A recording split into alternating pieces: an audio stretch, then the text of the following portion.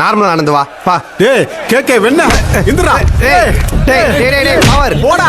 இந்த போட்டியில நான் ஜெயிச்சிர போறேங்கிற பயத்துல பவர் பிரச்சனை வேணா சொன்னா வேற ஒருத்தியோட கல்யாணம் பண்ணி வைக்கணும்னு நினைக்கிறீங்களாடா? டேய் மரியாதையா போயிருங்கடா.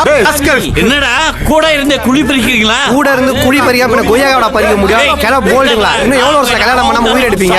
டேய் சொன்னா என்ன பண்ணுவீங்க? என்ன பண்ணுவீங்க? டேய் யார் மேல யார் மானபங்க படுத்துறேன். டேய் இருங்க நான் ஜட்டி போட்டு வந்துறேன். ஐயோ ஜட்டி எங்க இருக்குன்னு தெரியல.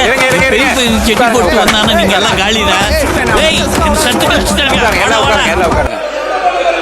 உட்காருங்க உட்காருங்க முதல்ல.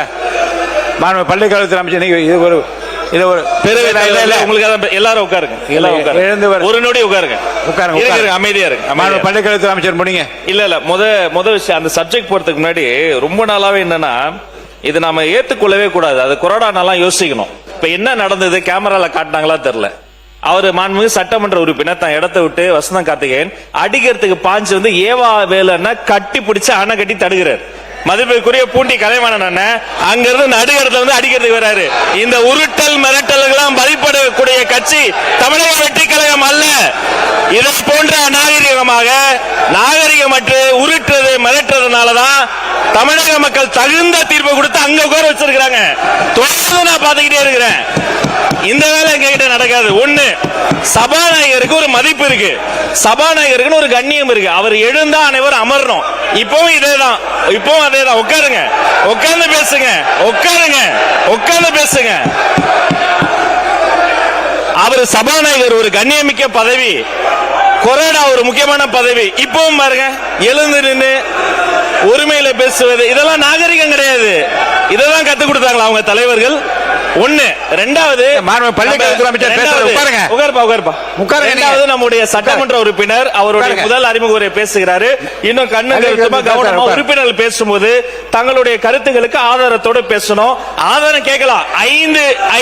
ஐந்து முறை அவர் அறிமுக உரையை குறுக்கீடு செஞ்சு 5 முறை பேசிட்டாங்க.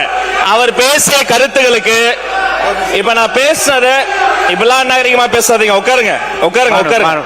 அவர் பேசின கருத்துக்களுக்கு ஆதாரம் இருக்கான்னு கேட்கலாம். ஆதாரம் இருந்தா அவர் சபாநாயகர் கிட்ட கொடுக்கலாம்.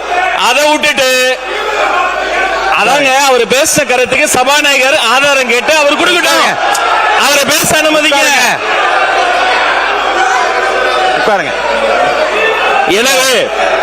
எனவே மாண்புமிகு சபாநாயகர் மூலமா நான் தெரிவித்துக் கொள்வது என்னன்னா, தயவு செய்து அரசியல் கட்சியில் இருக்கக்கூடிய அனைத்து கட்சி உறுப்பினர்கள் சபை மாண்பு முதல்ல காப்பாற்றணும். ஒரு மூத்த உறுப்பினர் ஏன்சாலே எல்லாரும் உட்கார்ந்துடுறோம்.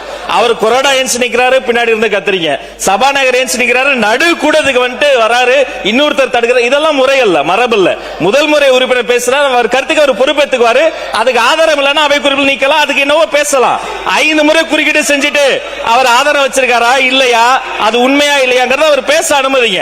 அப்புறம் பொறுமையா கருத்தால் எதிர்கொள்ளுங்க. சொல்லி நிறுத்துங்களா? அவன் நிறுத்துற லூசுக்கு மட்டும் வந்துட்டே இருக்கான். நிறுத்துற அவனை பைத்தியக்காரப்ப எதுக்குறா வரீங்களா? நான் யார் தெரியுமா? யாருக்கிட்ட பேசிக்கிட்டு இருக்கு தெரியுமா? யாரு முன்னால நீ நிக்கிற தெரியுமா? பாம் பக்கிரி. என்ன விட பாம்னா என்ன தெரியுமா உனக்கு? ஒரே பாம். மெட்ராஸ் சிட்டியே க்ளோஸ். உட்காருங்க, இடத்துல உட்காருங்க, இடத்துல உட்காருங்க, இடத்துல உட்காருங்க. மாணவ அவை உட்காருங்க.